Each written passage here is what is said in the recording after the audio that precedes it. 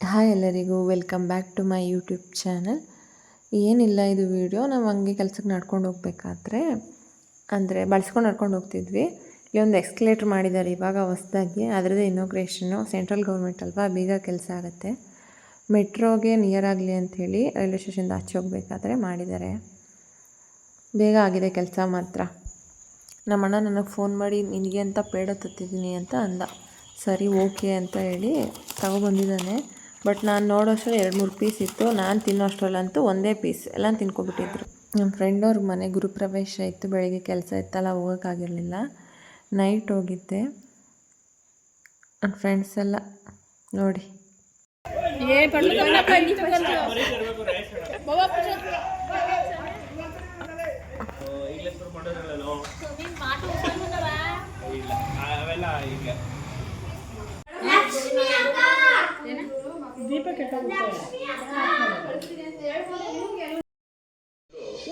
ಸಾಕು ಸಾಕು.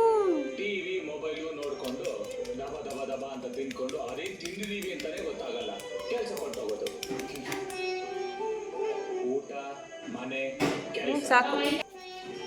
ಕೊನೆ ಪಕ್ಷ ಅನ್ನಕ್ಕೆ ಎಷ್ಟು ಬೇಕೋ ಅಷ್ಟು ಕೊಡ್ರವ. ನಮ್ಮಮ್ಮ ಮುದ್ದೆ ಮಾಡು ಅಂತ ಹೇಳಿದ್ರು, ಅದಕ್ಕೆ ಮುದ್ದೆಗೆ ಅಂತ ಇಕ್ಕಿದ್ದೆ. ಏನಿಲ್ಲ, ನೀರು ನಮ್ಗೆ ಎಷ್ಟು ಬೇಕಷ್ಟು ಮುದ್ದೆಗೆ ನೀರು, ಸ್ವಲ್ಪ ಅದಕ್ಕೆ ರಾಗಿ ಹಿಟ್ಟನ್ನು ಹಾಕೋಬೇಕು. ಅದು ಒಂದು ಕುದಿ ಬರೋ ತನಕ ಬಿಟ್ಟು ಆಮೇಲೆ ಹಿಟ್ಟನ್ನು ಸೇರಿಸ್ತಾ ಹೋಗಬೇಕು. ಮಳೆ ಬಂದಮೇಲೆ ಹಿಂಗೆ ತಿರುಗಿಸ್ಕೊಂಡು ಹಿಟ್ಟು ಹಾಕೊಂಡು ತಿರುಗಿಸ್ಕೊತಾ ಇರಬೇಕು, ಇಲ್ಲ ಗಟ್ಟಿ ಆಯ್ತದೆ, ಗಂಟಾಗೋಯ್ತದೆ. ನೋಡಿ ನಿಮ್ಮ ಮನೇಲಿ ಎಲ್ಲ ಹಿಟ್ಟಿನ ದೊಣ್ಣೆಲಿ ಅನ್ಸಿದ್ರೆ ಇವಳು ರೊಟ್ಟಿ ಕಡ್ಡಿಲಿ ಅನ್ಸ್ತಾಳೆ. ಇದೊಂಥರ ಸ್ಪೆಷಲ್ ಮುದ್ದೆ. ಸ್ಪೆಷಲ್ ಏನೂ ಇಲ್ಲ, ಈಗ ಎಲ್ಲರೂ ಇದೊಂದು ಈಸಿ ಮೆಥಡ್ ಕಲ್ತ್ಕೊಟ್ಟವ್ರೆ. ಬಾಣಲಿಗೆ ಹಾಕ್ಬಿಟ್ಟು ರೊಟ್ಟಿ ಕಡ್ಡಿಲಿ ತಿರುಗ್ಬಿಡೋದು ಇಷ್ಟೇ.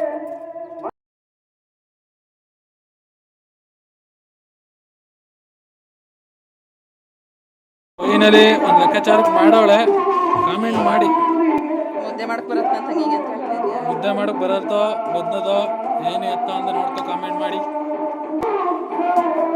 ನಿಮ್ಮ ಮನೇಲೂ ನಿಮ್ಮ ಅಕ್ಕ ತಂಗಿದಿರೋ ಹಿಂಗೇನೆ ಮಾಡೋದು ನೋಡಿ.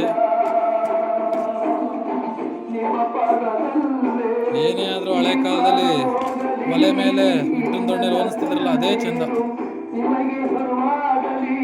ಪೂಜಾರಿ ಮುದ್ದೆ ತಗೊಬತ್ತಾಳೆ. 9 ಗಂಟೆ ಮುದ್ದೆ, ಮಾರ್ನಿಂಗ್ ಭೋಜನ.